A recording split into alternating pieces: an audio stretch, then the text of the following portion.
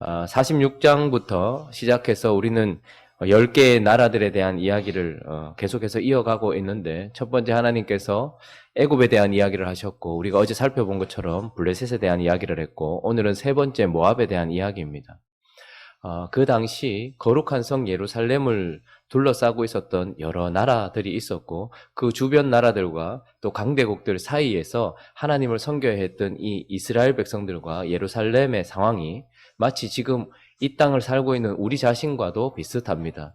우리 자신은 하나님의 백성으로서 우리 주변을 둘러싸고 있는 여러 사람들과 관계들 속에서 거룩한 삶을 이어가고 있고, 그래서 그때나 지금이나 우리의 삶 주변은 예루살렘 성 주변에 있었던 것과 비슷한 상황이 펼쳐지고 있을 뿐만 아니라, 또한 우리의 내면조차 들여다보면 우리 속에 거룩한 지성소와 같은 거룩한 영과 하나님의 우리와 함께 하시는 그 부분과 함께 우리 주변에는 지금 우리가 언급하고 있는 것 같은 우리 마음의 주변에 그런 나라들이 있다라는 것을 보면서 우리는 영적인 의미를 계속해서 찾아보아야 된다라고 이제 말씀을 드렸고, 오늘 모압은 세 번째 언급을 하는데 그 특징이 바로 아주 길다라는 거예요.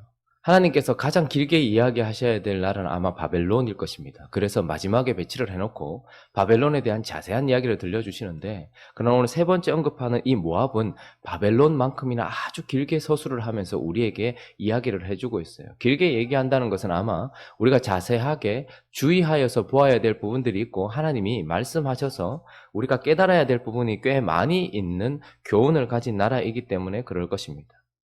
오늘 이 모압에 대하여서 우리가 살펴보면서 어제 블레셋은 이유불문하고 하나님의 심판을 받아야 했던 나라였습니다. 왜냐하면 그 나라는 바로 육체적 정욕을 의미하는 영적인 의미를 가지고 있었기 때문이다 말씀드렸습니다.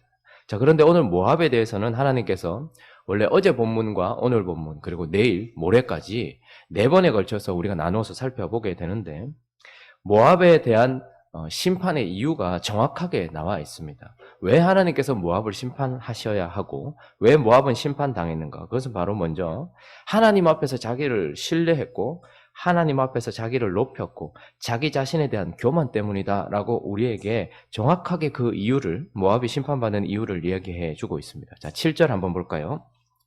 48장 7절 함께 읽겠습니다. 시작. 네가 네 업적과 보물을 의뢰함으로 고관들과 함께 포로로. 자, 무엇이라고 얘기합니까? 네가 네 업적과 보물을 의뢰함으로. 근데 여기서 업적, 보물보다 더 중요한 단어는 뭐냐면 네 업적이라는 거예요. 네 업적, 네 보물을 의뢰함으로. 그래서 사실 모압은 자아, 자기 신뢰, 자기 높임이 강했던 나라였던 것입니다. 우상숭배에 대한 지적을 하면서도 하나님께서 특별히 모압의 우상숭배를 13절에는 또 이렇게 얘기하고 있죠. 자, 13절도 한번 읽어보겠습니다. 시작. 이스라엘 집이 베델을 의뢰함으로 수치를 당한 것 같이 모압이 그못으로 말미암아 수치를 당하리라. 모압은 전쟁의 신 그모스를 섬겼던 나라였습니다. 그런데 그가 그냥 하나님 아닌 그모스를 섬겼다 이렇게 이야기하지 않고 이스라엘 집이 베델을 의뢰한 것 같은 어떤 우상숭배의 특징을 보여주고 있는데, 북이스라엘이 베델을 의뢰했다는 것은 무엇입니까? 원래 남유다에 있었던, 그리고 예루살렘, 그리고 성전에서 예배드려야 됐던 유일신 하나님만 섬겨야 됐던 그들이 나라가 두 개로 갈라지면서 첫 번째 왕이었던, 북이스라엘의 첫 번째 왕이었던 나라가 갈라지고 여로보암이 어떻게 합니까?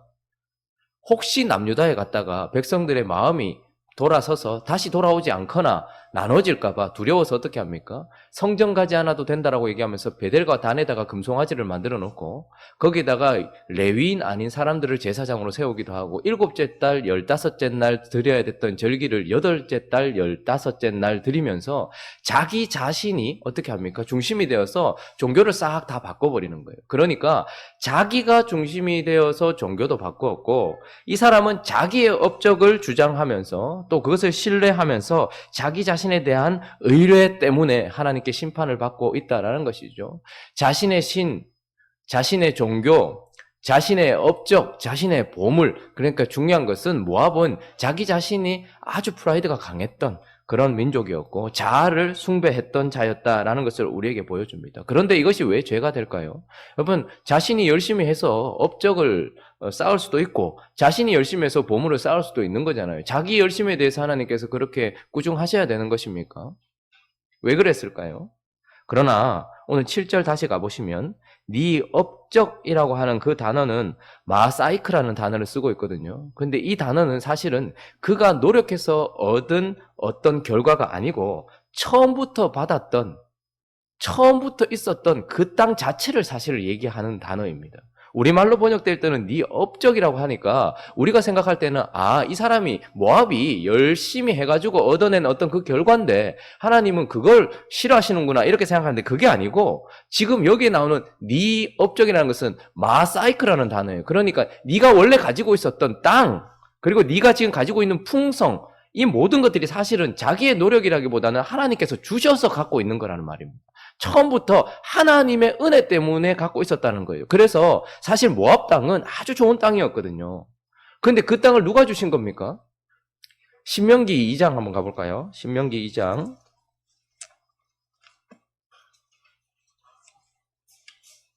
9절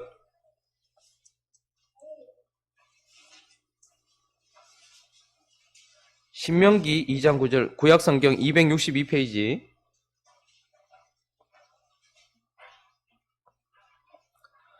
자, 한번 읽어볼까요? 신명기 9장 2장 9절 시작. 여호와께서 내게 이르시되 모압을 괴롭히지 말라. 그와 싸우지도 말라. 그 땅을 내가 네게 기업으로 주지 아니하리니 이는 내가 롯 자손에게 이르기를 기업으로 주었어. 롯 자손에게 아르를 기업으로 주었습니다. 이게 무슨 말입니까? 그러니까 지금 모압이라는 땅 그들이 자랑하고 있는 그 업적 이것은 하나님께서 그들에게 기업으로 주시겠다고 약속해서 주신 하나님이 주신 땅이에요. 그런데 이 땅은 요단 이스라엘 백성들이 살고 있는 그곳에서 요단 동편에 있으면서 유다와 가장 가깝게 있는 땅일 뿐만 아니라 아르논 골짜기와 세렛 골짜기 사이에 딱 있어요. 이게 무슨 말이냐면 이 땅은 아주 비옥한 땅이라는 말입니다. 그 척박한 가운데서 하나님께서 사실 모압에게 주신 그 땅은 아주 비옥한 땅인데 비옥이라는 의미가 뭡니까? 여기에서 제일 중요한 건 비잖아요. 비. 그런데 언제나 강수량이 일정해서 그 땅은 아주 농사짓기에 좋은 땅으로 보존되었던 곳이었습니다. 그러니까 처음부터 그런 땅을 받았었죠. 거기다가 그러니까 이들은 옆에서 항상 겪고 있는 가뭄이 뭔지를 모르는 땅이었어요. 거기다가 더 큰 축복은 무엇이냐면 샘이 넘쳐나는 땅이었습니다. 그러니까 파면 물이 나오는 거예요. 샘을 얻기가 얼마나 힘들었습니까 그 당시에. 그런데 모압 땅에는 샘이 넘쳐나는 땅이었습니다. 그러다 보니까 언제든지 움직여도 되니 목축이 성행했던 곳이에요. 목축이 성행했을 뿐만 아니라 가장 중요한 것은 포도 농사가 아주 잘 되었던 땅이고 그리고 또 11절은 우리 본문으로 다시 돌아보면 이렇게 얘기하잖아요. 모압은 젊은 시절부터 평안하고 포로도 되지 아니하였으므로 마치 술이 그 찢기 위에 있고 그 그릇에서 저 그릇으로 옮기지 않음 같다라고 얘기합니다. 이 말은 무슨 말이냐면 그 당시에 모든 나라들과 모든 지역들이 전쟁을 많이 경험했었는데 특별히 이 모압 땅만은 전쟁을 별로 경험하지 않았단 말입니다. 그러니까 힘들고 어려운 고난이나 아픔이 별로 없었던 땅이었어요. 그러니까 그런 것들을 잘 몰랐던 땅이었다는 말입니다. 포로로 잡혀간 적도 없고 전쟁을 경험한 적도 없어서 이 그릇에서 저 그릇으로 옮겨진 적이 한 번도 없었던 그래서 그 냄새와 그 맛을 그대로 유지할 수 있었던 이 땅 그러니까 그들이 자랑하고 있는 그 기업 마사이크는 사실은 그들의 노력이 아니라 하나님이 주셔서 얻은 하나님이 주신 축복이라는 말입니다. 그런데 그걸 가지고서 자기 자신을 높이고 있는 거죠. 모압은 그것 때문에 하나님께 심판을 받고 있다라고 이야기를 하고 있는 것입니다. 뿐만 아니라 모압이 심판받는 이유는 하나님 앞에서 자기를 높일 뿐만 아니라 이런 자들은 사람 앞에서도 자기를 높이게 되어 있습니다. 그렇기 때문에 하나님은 그들을 심판하신다 이야기합니다. 본문에 다시 돌아오셔서 17절을 한번 읽어볼까요? 사람들 앞에서 자기 자신을 어떻게 높였는지를 한번 보죠. 17절 있습니다. 시작.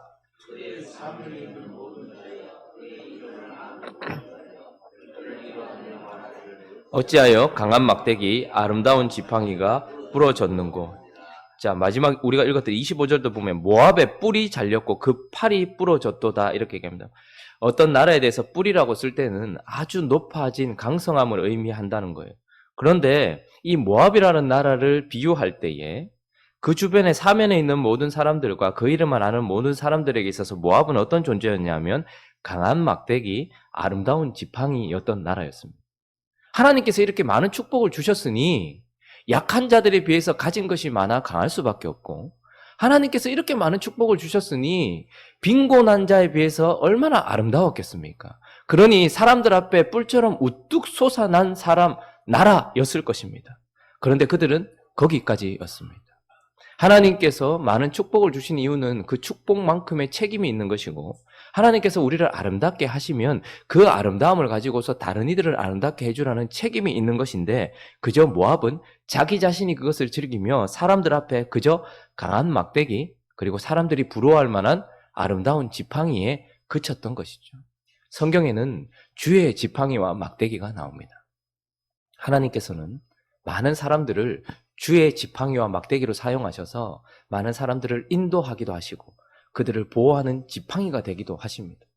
그런데 그와 반대로 강한 막대기와 아름다운 지팡이도 있습니다. 이것은 다른 이들에게 아무 유익을 주지 않습니다. 오직 자기 자신의 유익과 자기 자신의 강성함과 자기 자신의 아름다움만 있을 뿐입니다. 그래서 우뚝 높이 솟아서 낮게 있는 자들과 저기 비천한 자들을 도와주고 보호해주며 해줘야 될 그런 책임이 있었던 나라가 그저 높이 솟아서 자기의 아름다움만 자랑하고 자기의 강성함만 자랑했던 모압. 그러나 하나님은 우리가 그런 존재가 아니라 주의 지팡이와 막대기가 되어서 나의 강함을 가지고서 약한 자들을 도와주며 나의 아름다움을 가지고서 비천한 자들을 안아주면서 하나님의 뜻을 이루기를 바라셨던 것이죠.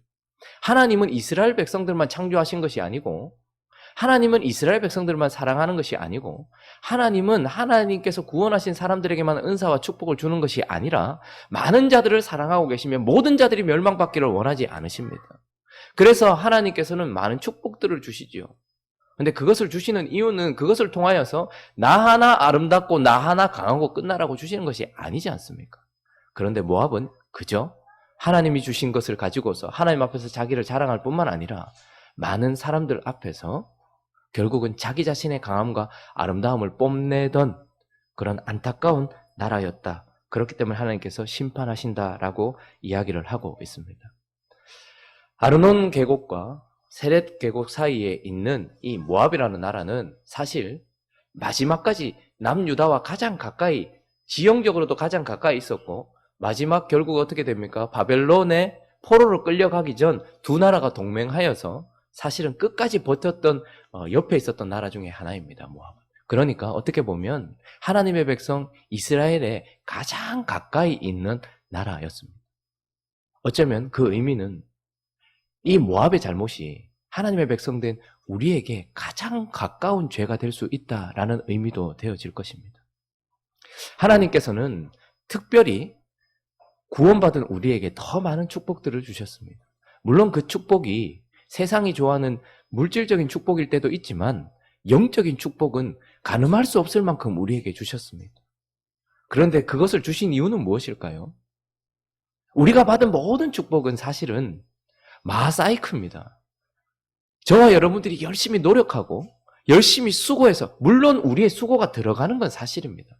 그러나 수고한다고 모든 사람들이 다 누립니까? 결코 그렇지 않습니다. 자기 인생에 열심히 없는 사람이 어디 있습니까? 다 잘 되고 싶고 다 열심히 하고 싶고 열심히 한 만큼 받고 싶죠. 그러나 우리가 잘 아는 것처럼 열심히 한 만큼 사는 것이 아니라 사실은 하나님께 주신 기업만큼 사는 거예요. 그 사람의 분량이 있는 것입니다. 해는 해의 영광이 있고 다른 달의 영광이 있고 별들의 영광이 다 다른 겁니다. 하나님이 우리에게 사실은 주셔서 이만큼 가지고 있는 것입니다. 그런 영적인 축복과 육적인 축복, 사실 손가락 하나 들림만 있어도 믿는 사람이든 믿지 않는 사람이든 우리 모두가 다 하나님의 은혜 때문에 그것을 가지고 있단 말입니다. 그런데 내가 조금 낫고 내가 좀 더 풍성하고 내가 지금 가지고 있는 이 평안을 가지고서 마치 내 열심의 결과인 양 그렇게 말하는 사람은 없죠. 교회 안에 그런 사람이 어디 있습니까? 전부 입으로는 은혜라고 얘기하죠. 아이고 사업이 잘 되면 아유 하나님 은혜 주셨어요. 주변 사람들은 얘기합니다. 기도 많이 했는가 보다. 밤낮 교회도 안 나오고 열심히 해서 받은 축복일 수도 있고 아닐 수도 있지만 그렇게 움직일 수 있는 자체도 하나님께서 힘을 주셨기 때문이고 생명을 주셨기 때문입니다. 여러분 모든 사람들이 다 새벽에 나와서 하나님 앞에 기도할 수 없어요. 자기 스스로가 빌고 한다고 해도 하나님이 받지 않으면 아무것도 아닌 것 아닙니까? 우리는 새벽에 나와서 하나님께 간구할 수 있는 축복도 있습니다. 그러면 우리의 마음을 들어주시는 하나님이 옆에 계시다는 걸 느끼는 축복도 있습니다. 여러분들 지금 여기 못 먹고 사는 사람이 어디 있습니까? 그리고 제가 보기에는 다 하나님께서 많은 축복들을 주셔서 참 평안을 누리고 있고 그리고 나 하고 싶은 거 할 만큼 그만큼 누리고 있어요. 그런데 이 모든 것들이 내가 저 사람보다 나아서가 아닙니다. 하나님이 그냥 그렇게 주신 겁니다. 왜 우리는 여기서 평안하게 신앙생활을 할 수 있을까요? 저 사람보다 우리가 신앙을 열심히 내어서요? 성경을 많이 봤어요? 좀 더 거룩하려고요? 아니요. 하나님께서 우리한테 은혜 주신 겁니다. 우리가 가지고 있는 모든 것들은 내 업적이 아니고 주의 업적인 것입니다. 그러므로 높아져서는 안 되는 것이죠.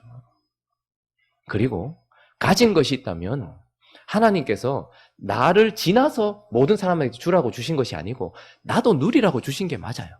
그러나 다른 사람보다 높이 솟아있는 뿌리라면 강한 지팡이라, 강한 막대기고 아름다운 지팡이라면 그것 가지고 다른 이들도 아름답게 해주라고 다른 이들도 강하게 해주라고 보호해주라고 주신 은혜들입니다. 어떤 사람은 사업이 안 되는데 그 불경기 속에서도 망하지 않고 있는 이유가 어떤 사람들은 신앙으로 파산하는데 그 가운데서도 여전히 하나님께 연결되어 있는 이유가 사실은 우리의 열심과 우리의 어떠함에 있는 것이 아니고 하나님께서 주신 것이라는 거죠. 그러니 먼저 하나님 앞에 감사하고 그 은혜에 대하여 겸손할 줄 알아야 된다는 것이고 그렇게 말하지 않아도 사람들 앞에서 잘난 거 다 합니다. 자기 입으로 자기 자신에 대해서 이야기해서는 안 됩니다. 하나님 그런 사람 싫어하십니다. 입만 열면 나 자신에 대한 축복에 대한 자랑 내 주변에 있는 사람들 전부 내 연장선이거든요. 좋은 차 타는 거 내가 가진 차죠. 내 자식이고 내 남편이고 내 아내고 내 부모고 내 사업이죠. 그러니까 뭐든 우리 입에서 나가는 건 다 내 자랑이 되는 것입니다. 그러나 이것 또한 하나님께서 섬기라고 주신 것이라는 것을 기억해야 합니다. 그러므로 교만했던 모압이 이스라엘 백성 가장 옆에 있으면서 같이 동맹하면서 끝까지 있었던 가까운 민족이었고 하나님은 여기에 대해서 자세하게 이야기하고 싶어 하시는 것 같아요. 교회가 이런 것들을 자랑해서는 안 됩니다. 거룩한 하나님의 백성들이 우리에게 주어진 것으로 자랑해서는 안 됩니다. 오직 우리의 자랑은 주의 십자가, 예수 그리스도, 그분만이 우리의 자랑인 것을 기억하면서 이번 한 주간 살아가시면서 제가 보니 여긴 전부 다 강한 막대기고 아름다운 지팡이인 것 같습니다. 세상에 나가서는 우리가 주의 지팡이와 주의 막대기가 되어서 하나님을 영화롭게 하는 행복한 우리 교회가 되기를 예수 그리스도의 이름으로 축원합니다.